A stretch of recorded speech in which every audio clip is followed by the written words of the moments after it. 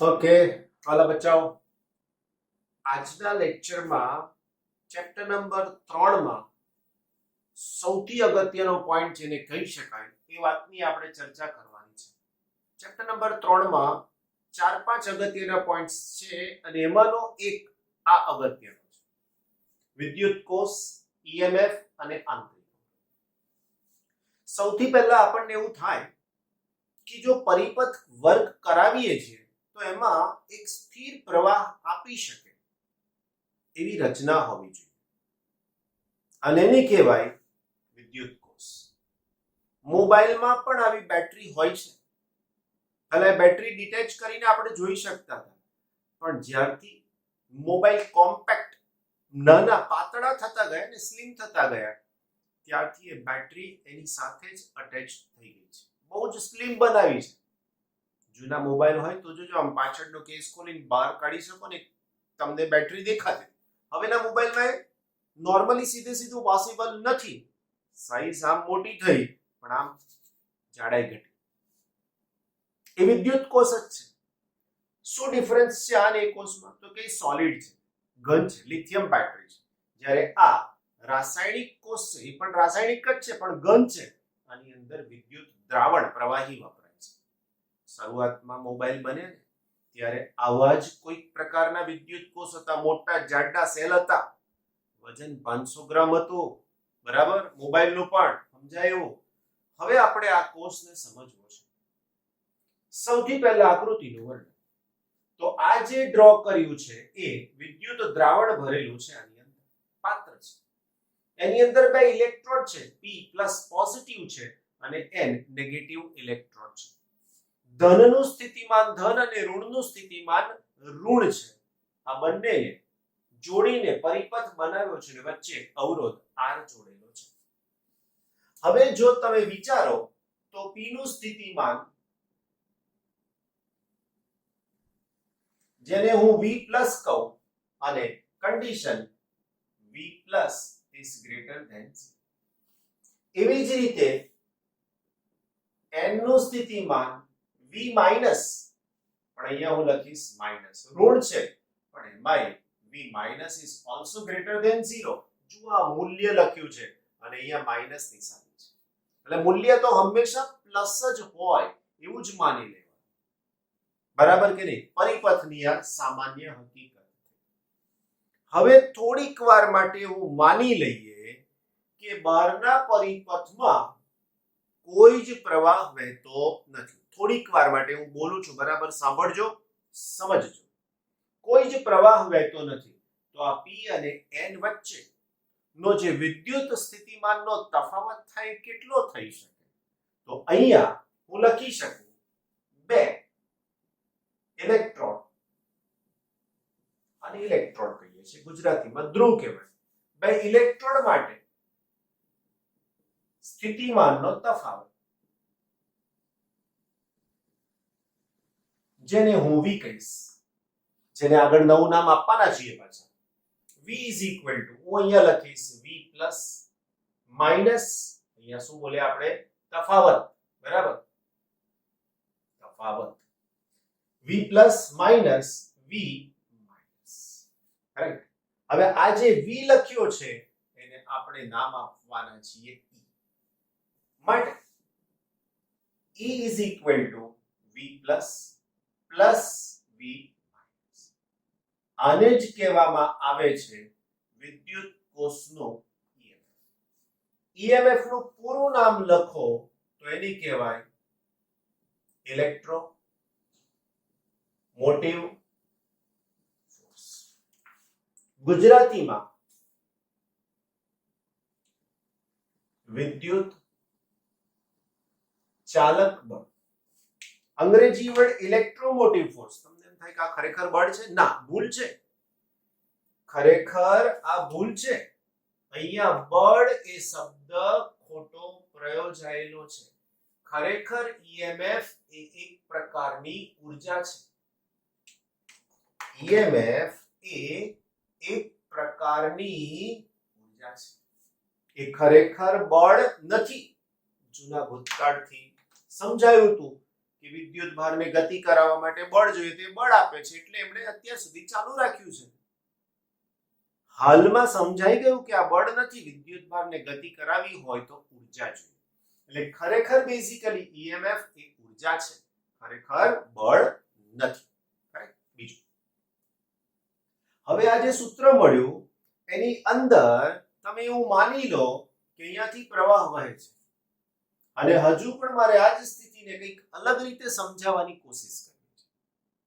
કંઈક અલગ રીતે. પ્રવાહ તો વહેવાનો જ છે કારણ કે અવરોધ છે, તો લખીએ કે અવરોધ R ને જોડતા પરિપથમાં અવરોધ R જોડેલ હોય તો તેમાંથી I પ્રવાહ વહેશે. પણ જો R બરાબર ઇન્ફાઇનાઇટ અનંત હોય તો I is equal to V upon R, V upon infinite બરાબર 0. બરાબર. હવે આ કન્ડિશનને પાછી આની સાથે જોડવી છે. તો હવે ખરેખર હવે જો હું સ્થિતિમાન લખું તો અહીંયા લખી શકાય આની જેમ બે ઇલેક્ટ્રોન વચ્ચે સ્થિતિમાનનો તફાવત માટે સ્થિતિમાનનો તફાવત. બરાબર. હવે અહીંથી તો કશું છે જ નહીં, તો અહીંયાથી અહીંયા, અહીંયાથી અહીંયા અને અહીંયાથી અહીંયા, તો અહીંયા લખી શકાય ઇઝ ઇક્વલ ટુ P અને A વચ્ચે સ્થિતિમાનનો તફાવત પ્લસ A અને B વચ્ચે સ્થિતિમાનનો તફાવત પ્લસ B અને N વચ્ચે સ્થિતિમાનનો તફાવત. હવે આ બધાનું પરિણામ શું મળે?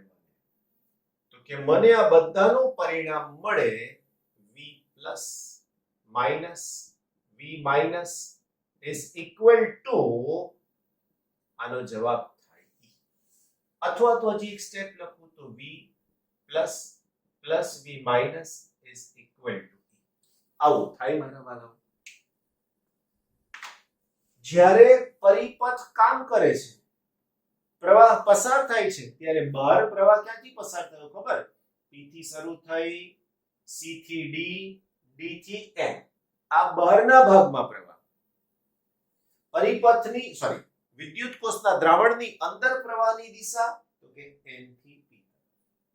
ફરીથી જ્યારે કોષ કામ કરે છે એટલે વિદ્યુત ઉર્જાનું રાસાયણિક ઉર્જાનું વિદ્યુત ઉર્જામાં રૂપાંતરણ કરે છે, ત્યારે P માંથી C માંથી D માંથી N તરફ પ્રવાહ વહે છે. એટલે P થી N બહાર વિદ્યુત કોષની બહાર, અને વિદ્યુત કોષની અંદર N થી P તરફ વિદ્યુત પ્રવાહ વહે છે. એવું કહેવાય. ક્યારે?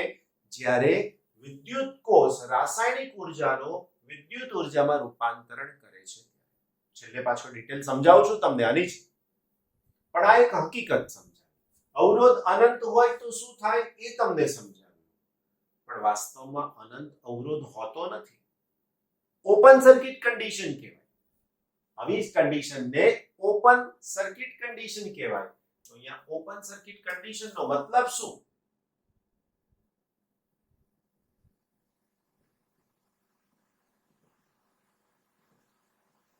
પરિપથમાં પ્રવાહ ન વહે તે સ્થિતિ, અને એ સ્થિતિમાં જ તમે ઈએમએફ ને વ્યાખ્યાયિત કરી શકો.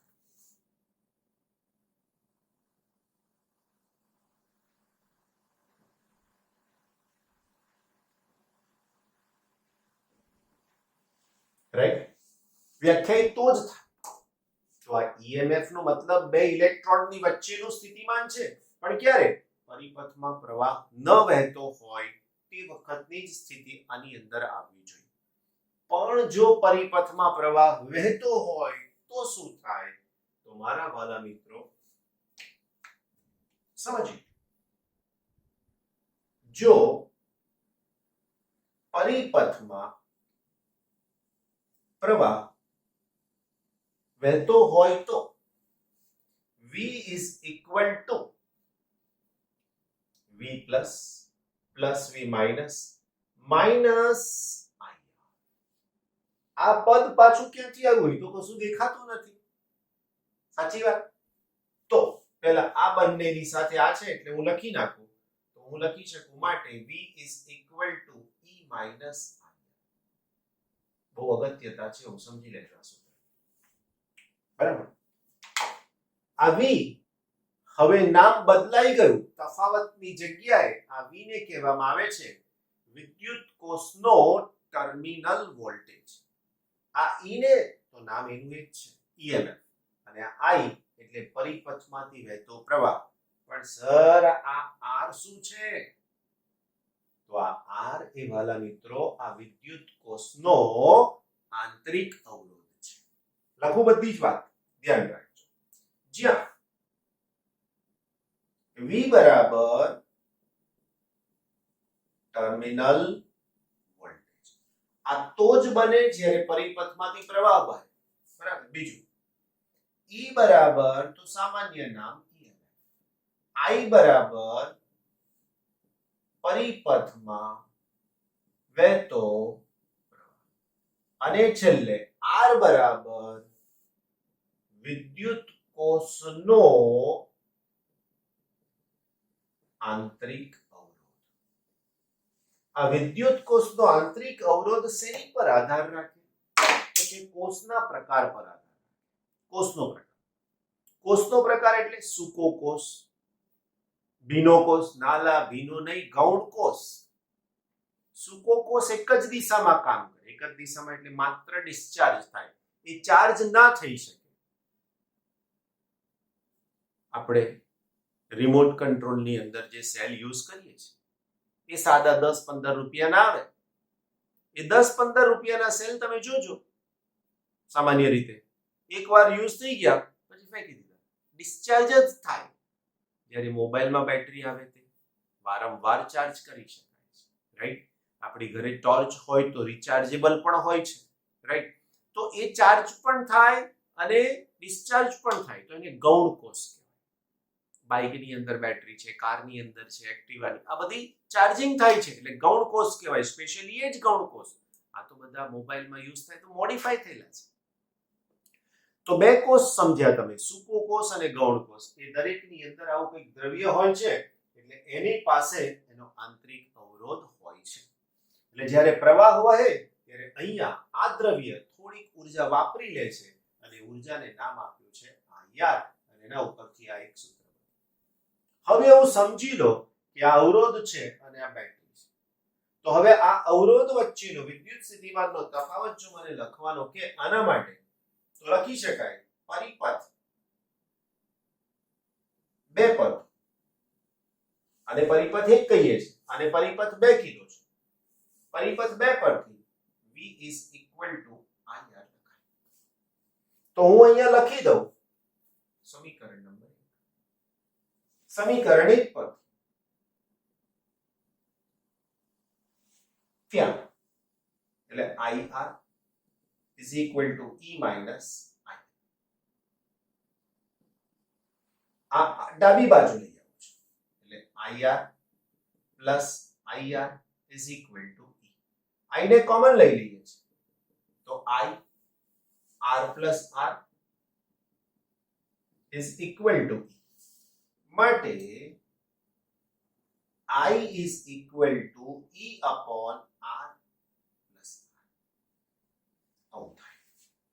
આ શું થાય તો કે પરિપથમાં અથવા તો વિદ્યુત કોષમાંથી વહેતો પ્રવાહ. વિદ્યુત કોષમાંથી વહેતો પ્રવાહ. આ પ્રવાહનું મૂલ્ય આપણે નક્કી કરવું છે. તો આ અવરોધ જેટલો ઓછો એટલો પ્રવાહ વધારે. જો આ R0 થઈ જાય તો આ પ્રવાહ મેક્સિમમ થઈ જાય. તો I બરાબર I મેક્સિમમ માટે R બરાબર 0 લેતા. તો I maximum is equal to સૂત્ર થયું E upon R. પણ ક્યારેય કોઈ પણ કોષને એની મહત્તમ મર્યાદા સુધી નહીં લાવવો. પ્રવાહની વાત કરીએ છીએ, મહત્તમ મર્યાદા સુધી નહીં લાવવો. કારણ શું? કારણ એવું છે વાલાઓ કે મેક્સિમમ કેપેસિટીમાં જ્યારે તમે એનો યુઝ કરો ને ત્યારે એની કાર્યક્ષમતા પછી ઘટી જાય. એટલા માટે કોઈ પણ કોષને મહત્તમ ચાર્જ કાં તો મહત્તમ ડિસ્ચાર્જ ન જ થવા દેવો. મહત્તમ ચાર્જ કાં તો મહત્તમ ડિસ્ચાર્જ ન જ થવા દેવો, એવું ધ્યાન રાખો. આની સાથે રિલેટેડ બીજી બે ત્રણ બાબતો કે જે આગળ દાખલામાં ઉપયોગમાં આવવાની છે, આપણી ટેક્સ્ટબુકમાં નથી એવું અહીંયા જ સમજાવી દઉં છું, જેથી કરીને તમને આગળ દાખલા આવે તો ફાયદો થઈ શકે. ઓકે, અગેન જે બોલી રહ્યો છું તે હવેનો ટોપિક આપણી ટેક્સ્ટબુકમાં નથી, પણ JEE નીટની પરીક્ષાઓમાં એની આવશ્યકતા છે એટલા માટે સમજાવું છું. સૌથી પહેલા લખું છું વિદ્યુત કોષનો ડિસ્ચાર્જિંગ.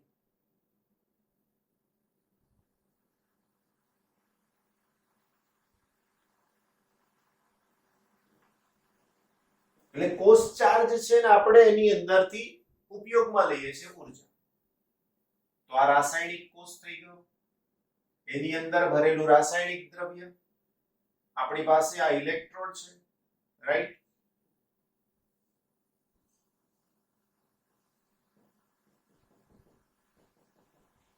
પ્લસ માઇનસ ટર્મિનલ જોડી દીધા છે, અહીંયા અવરોધ મૂકી તો આ પરિપથ પૂરો. આ પ્લસ ધન ઇલેક્ટ્રોડ છે, આ માઇનસ અવરોધાર છે, રાઈટ? તો હવે ધ્યાન રાખજો, અહીંયા કેટલાક મુદ્દા લખું છું, એ અગત્યના છે. સૌથી પહેલા ડિસ્ચાર્જ. વિદ્યુત પ્રવાહ વિદ્યુત કોષના ધન ધ્રુવથી નીકળી ઋણ ધ્રુવમાં દાખલ થાય. આ ક્યારે? તો કે વિદ્યુત કોષની બહાર. ધ્યાન રાખજો, વિદ્યુત કોષની બહાર વિદ્યુત પ્રવાહ વિદ્યુત કોષના ધન ધ્રુવમાંથી બહાર નીકળે અને ઋણ ધ્રુવમાં દાખલ થાય. વિદ્યુત કોષની અંદર તે ઋણથી ધન ધ્રુવ તરફ. પ્રશ્નો ડાયરેક્ટ પૂછાયેલા છે ભૂતકાળમાં, એટલે યાદ કરી જ લેવાનું. બીજું શું?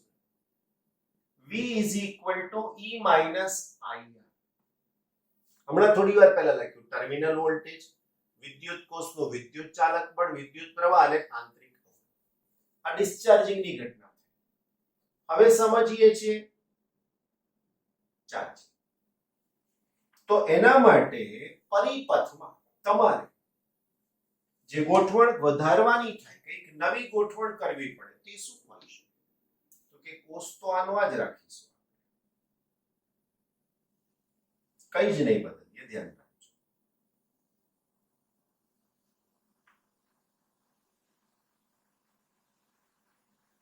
આવું ને આવું જ રાખીએ છીએ, રાઈટ? આ પ્લસ આ માઇનસ. હવે જ્યારે વિદ્યુત કોષને ચાર્જ કરવાનો હોય તો તે વખતે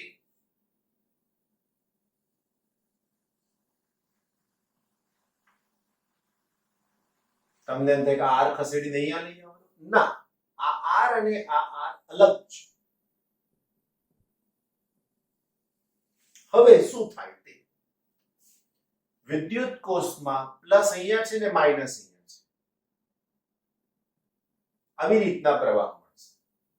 બીજી કન્ડિશન અહીંયા તમે લખી શકો છો, અહીં V અથવા તો E અથવા તો V is less than E દેખાય છે, બરાબર? હવે આની વાત કરીએ ચાર્જિંગ. સૌથી પહેલા વિદ્યુત કોષના ચાર્જિંગ માટે કોષના ધન ધ્રુવને ડીસી બેટરીના ધન સાથે અને ઋણ ધ્રુવને ઋણ સાથે જોડવા પડે. બીજો, અહીં V is greater than E હોવું જ જોઈએ, તો જ આ કોષ ચાર્જ થાય, બાકી ચાર્જ ન જ થઈ શકે.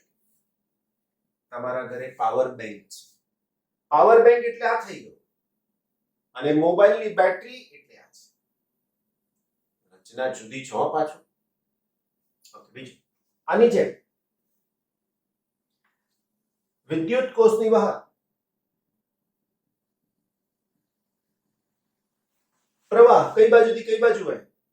તો કે ધનથી ઋણ, એટલે એનો મતલબ ક્યાંથી બહાર નીકળે છે? તો આની અંદર દાખલ થયો છું. અહીંયા મેં ઊંધું બતાવ્યું, રાઈટ? અહીંથી આમ દાખલ થયો તો અહીંયાથી બહાર, અહીંયાથી. તો શું કહી શકાય? વિદ્યુત કોષમાં વિદ્યુત પ્રવાહ વિદ્યુત કોષના ધન ધ્રુવથી નીકળી ઋણ ધ્રુવમાં દાખલ થાય છે. વિદ્યુત કોષની બહાર વિદ્યુત પ્રવાહ ઋણ ધ્રુવથી નીકળી ધન ધ્રુવમાં દાખલ થાય છે. આ પહેલી વાત. બીજી વાત, વિદ્યુત કોષની અંદર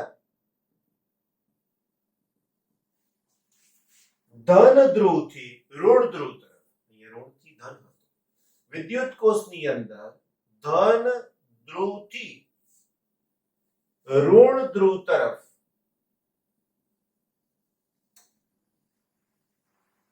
વહે છે. ક્લિયર? છેલ્લી વાત, અગત્યનું આ સૂત્ર ધ્યાન રાખજો. અગત્યનું આ સૂત્ર V is equal to E plus IR. સમજી લેજો. V is equal to condition applied કીધું એ પ્રમાણે V is equal to E plus IR થાય. ચોક્કસ. કેમ આવું થયું? કારણ કે આને ચાર્જ થવાનું છે, આને ઊર્જા જોઈએ છે. બીજું એક અગત્યનું રહી ગયું, ડિસ્ચાર્જિંગમાં શું થાય? તો કે ડિસ્ચાર્જિંગમાં રાસાયણિક ઊર્જાનું વિદ્યુત ઊર્જામાં રૂપાંતર. ચાર્જિંગમાં શું થાય? તો કે ચાર્જિંગમાં વિદ્યુત ઊર્જાનું રાસાયણિક ઊર્જામાં રૂપાંતર. સૂત્રની નોટમાં હમણાં જ લખી લેજો, ભલે ક્રમ પાછળ આગળ થાય ચિંતા નહીં કરવાની. સાઈડમાં ઊભો છું, સ્ક્રીનશોટ લઈ લેવાય, બરાબર ને? અને મૂકી દો. એવું હોય તો જ્યારે આના સૂત્રો આવે ત્યારે એડ કરી દેજો, પણ લખી લેવું પડશે ને. સ્ક્રીનશોટ તો લઈ લીધો, લખશો ક્યારે પછી? તો એવું ના થવું જોઈએ. આ બંને પરથી અઢળક પ્રશ્નો ભૂતકાળમાં પૂછાયેલા છે. સામાન્ય જ્ઞાન માટે પણ આ બધી બાબતો જરૂરી છે. ચાલો આપણે આગળના ટોપિક પર જવાનું છે. ટોપિક તો નથી, પણ જે કમ્પ્લીટ કર્યો ને વિદ્યુત કોષ, EMF અને આંતરિક અવરોધ, એના પછીનો જે પોઈન્ટ છે એમાં ઉદાહરણ નંબર 3.5 શું છે? આ ઉદાહરણમાં તે આપણે સમજાવવાની કોશિશ કરીએ. સૌથી પહેલા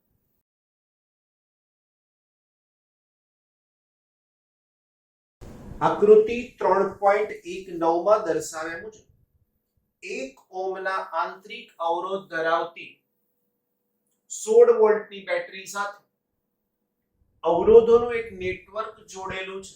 આ નેટવર્ક છે. પહેલું છે નેટવર્કનો સમતુલ્ય અવરોધ ગણો, બીજું છે દરેક અવરોધમાંથી વહેતો પ્રવાહ ગણો, અને ત્રીજું AB વચ્ચે, BC વચ્ચે અને CD વચ્ચે વોલ્ટેજ ડ્રોપ, એનો મતલબ કે સ્થિતિમાનનો તફાવત ગણવાનો કીધું છે.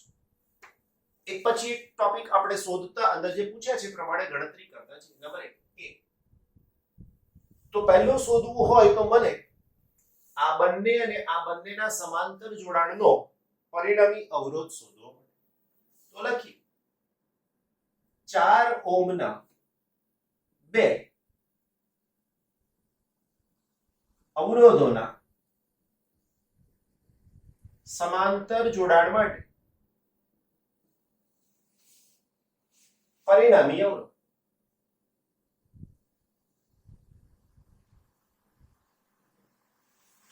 તો અહીંયા હું શું લખી શકું તો કે is equal to 4 into 4 upon 4 plus 4 16 ના છેદમાં 8 જવાબ 2 ઓહમ.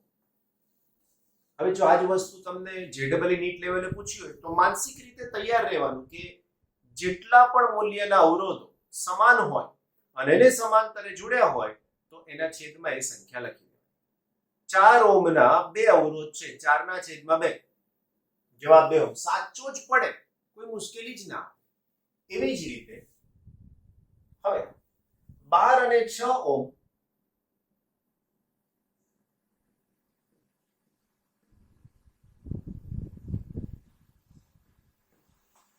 એ પણ સમાંતર જોડાણમાં છે. અવરોધ માટે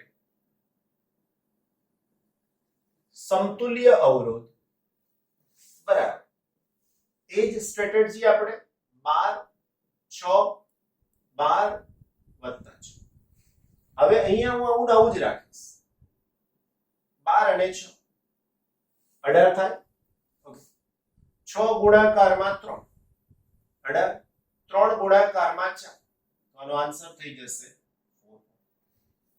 તો હવે આનો 2 આનો 1 અને આનો 4 બધા જ કેવા જોડાણમાં થઈ ગયા બિલકુલ જ તો કે હવે બધા જ થઈ ગયા શ્રેણી જોડાણ. તો અહીંયા લખી શકીએ 2 ઓહમ 1 ઓહમ અને 4 ઓહમના શ્રેણી જોડાણને સમતુલ્ય અવરોધ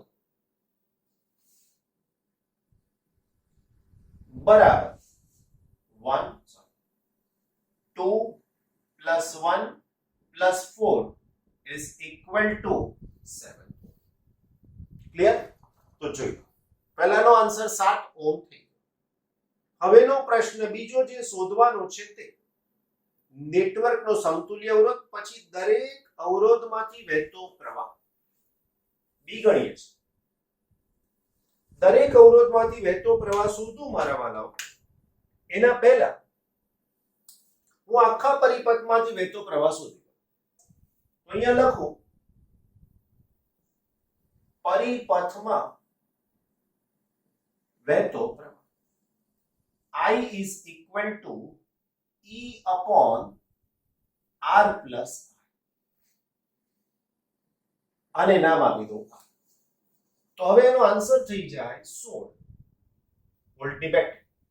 આ R છે 7 છે અને આ છે તે 1 છે. 16 ના છેદમાં 8 એનો મતલબ 2. તો આ પરિપથમાંથી વહેતો કુલ પ્રવાહ થઈ ગયો. પણ તમારો પ્રશ્ન શું કીધું છે ખબર છે? દરેક અવરોધમાંથી વહેતો પ્રવાહ શોધવાનો છે. એનો મતલબ શું થાય? તો અહીંયા લખી શકીએ 4 ઓહમના બે સમાંતર અવરોધમાંથી જો I1 અને I2 પ્રવાહ વહેતો ઓહમના નિયમ અનુસાર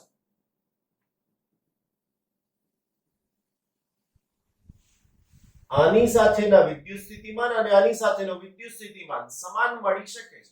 એટલે હું આવું લખું છું, ધ્યાન રાખજો. I1 into 4 it is equal to I2 into 4. આવું કેમ લખ્યું? તો લખું સમાંતર જોડાણમાં પોટેન્શિયલ ડિફરન્સ ગુજરાતીમાં વિદ્યુત સ્થિતિમાનનો તફાવત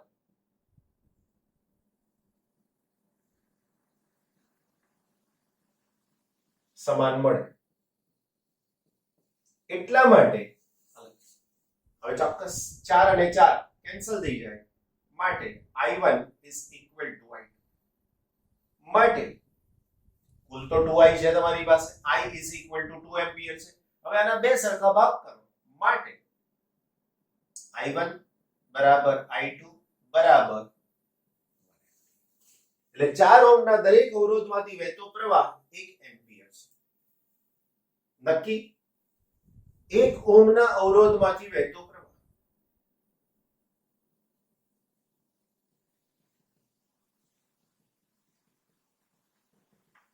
I is equal to directly 2 કશું લખવાનું જ નથી આમાં, રાઈટ. હવે જેવું અહીંયા કીધું આ એવું જ 12 અને 6 માટે થઈ શકશે. હું અહીંયા લખી શકું 12 ઓહ્મ અને 6 ઓહ્મ ના અવરોધોમાંથી વહેતો પ્રવાહ કેટલો હોઈ શકે?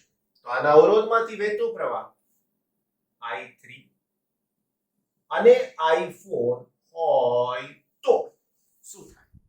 I3 અને I4 હોય તો આની જેમ હું લખી શકું I3 into 12 is equal to I4 into 6.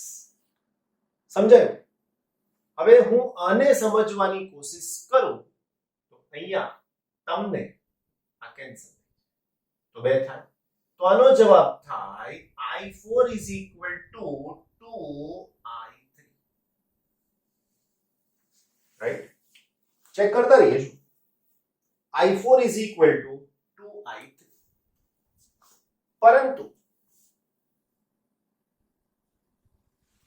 I3 plus I4 is equal to 2 ampere. તમે કહેશો કે આવું કોણે કીધું? તમે જુઓ ને વાલાઓ આકૃતિમાં, હવે અહીંયાથી વહેતો પ્રવાહ I3 છે, અહીંથી વહેતો પ્રવાહ I4 છે. આ બંને આમ જઈ અને આમાં પાછું આવે તો I થઈ જાય છે. તો આનો અને આનો સરવાળો I થઈ ગયો, તો એટલે 2 એમ્પિયર થઈ ગયો. અહીંયાનો પ્રવાહ I1 કીધું હતું અને અહીંયાનો પ્રવાહ I2 કીધું. એ તો પતી ગયો, પણ આપણે લખી દીધું. હવે I4 ની જગ્યાએ 2I3 મૂકી દો, તો આના ઉપરથી I3 એમના એમ રહેશે. I4 ત્યાંથી મૂક્યા છે તો plus 2I3 is equal to 2 ampere. Right? આ ટોટલ કેટલા થયા મારા વાલા બચ્ચા પાર્ટી? તો આનો આન્સર થઈ જશે 3I3 is equal to 2 ampere. માટે I3 is equal to 2/3 ampere. ખબર પડે? માટે I4 is equal to 2I3. અહીંયા લખાય ને 2 into 2 upon 3 is equal to 4/3 ampere. તો આ બીજો આન્સર થઈ ગયો, એકદમ કરેક્ટ. હવે ત્રીજા પોઈન્ટ પર જવાનું છે મારા વાળા. તો ત્રીજો શું કહે છે? VAB, VBC અને VCD વચ્ચેનો વોલ્ટેજ ડ્રોપ શોધવાનો કીધો છે. 1 by 1 એને પણ આપણે શોધી નાખીએ તો A અને B વચ્ચે A અને B વચ્ચેના voltage drop VAB is equal to, બે રીતે શોધાય, હું બંને રીતે અહીંયા શીખવાડીશ. is equal to, હવે તમે જુઓ આની સમાંતરે જેટલો વોલ્ટેજ ડ્રોપ થાય એટલો જ આની સમાંતરે થાય. is equal to હું લખી શકું I1 into 4. પણ I1 કેટલા શોધ્યા છે? તો કે 1 એમ્પિયર. રાઈટ? આ બધા રિઝલ્ટ્સ છે આપણે. 1 એમ્પિયર તો હું લખી શકું 1 into 4, તો આનો આન્સર થઈ શકશે VAB is equal to 4 volt. સમજાય? આને બીજી રીતે ગણવું હોય, બીજી રીત, તો બીજી રીતમાં કોઈને એમ થાય સર તમે આને તો છોડ દીધા, આને રાખ્યો તો આને કેમ નહીં? તો તો હવે બંનેને રાખું છું 4 ઓમ અને 4 ઓમના સમાંતર જોડાણ નો સમતુલ્ય અવરોધ બરાબર 2 ઓમ માટે VAB is equal to 2. હવે મારાથી ના I1 લેવાય કે ના I2 લેવાય, મારાથી અહીંથી જતો પ્રવાહ જે હોય એ લેવાય ને છે 2, તો is equal to લખી શકાય કે 2 I. બરાબર. તો હવે લખવું પડે 2 into 2 is equal to 4. થઈ ગયું. સેમ જ રિઝલ્ટ. હવે તમારે શોધવાનું છે B અને C. એ તો સહેલું છે. તો હવે લખી શકીએ B અને C વચ્ચે ના વોલ્ટેજ ડ્રોપ જેને કહી શકાય VBC is equal to I into 1. I 2 છે 2 into 1. તો આનો answer VBC is equal to 2 volt. This is your જવાબ. આન્સર. Now છેલ્લી વાત C અને D. તો એમાં પણ આવું જ બે શોધીશું આપણે અલગ, રાઈટ? તો C અને D વચ્ચેના વોલ્ટેજ ડ્રોપ, C અને D વચ્ચેના voltage drop VCD is equal to આગળની જેમ I3 into 12.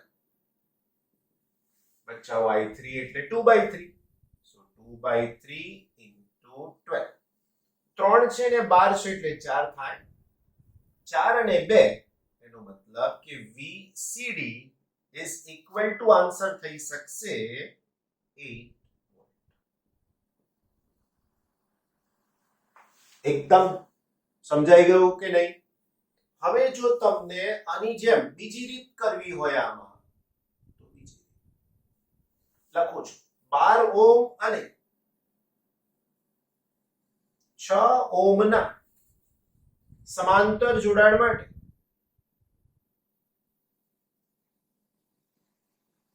રાઈટ 12 ઓમ અને 6 ઓમના સમાંતર જોડાણ માટે સમતુલ્ય અવરોધ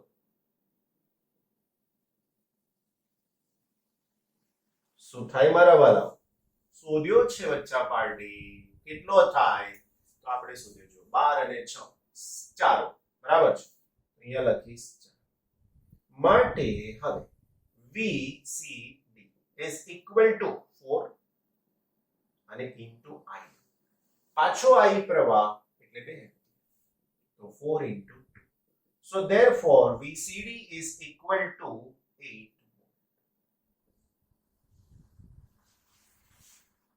તમારા દાખલાનો જવાબ અહીંયા કમ્પ્લીટ થઈ. પણ કંઈક વધારાનું જોઈતું હોય તો તમે એવું વિચારો કે આની સામેના વોલ્ટેજ કેટલા મળ્યા?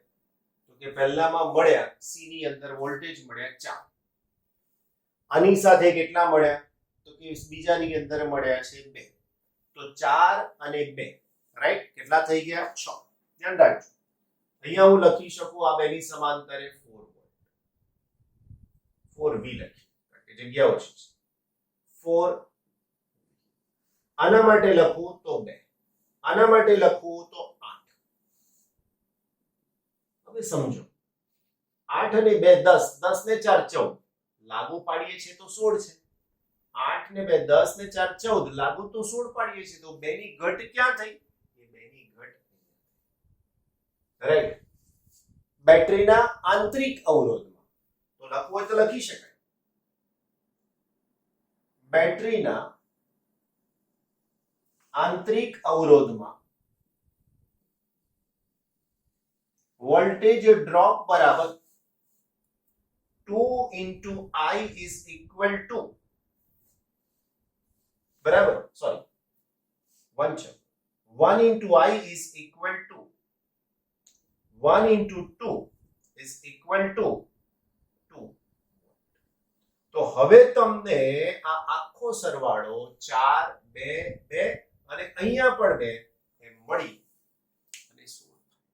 તો આ પ્રમાણે આખી સ્ટ્રેટેજી બની શકે છે અને ટોટલ વોલ્ટેજ જે આપેલા છે, લાગુ પાડેલા છે, એટલા અહીંયા તમને મળી શકે છે. ફાઇન. આ દાખલો સરસ મજાનો તમને પૂછાય છે, પણ સહેલો છે એકદમ. કશું જ ગોખવાનું નથી, ખાલી શ્રેણી સમાંતર અને ઓહ્મનો નિયમ. આનાથી કોમ્પ્લિકેશન ધીમે ધીમે આગળ આવશે.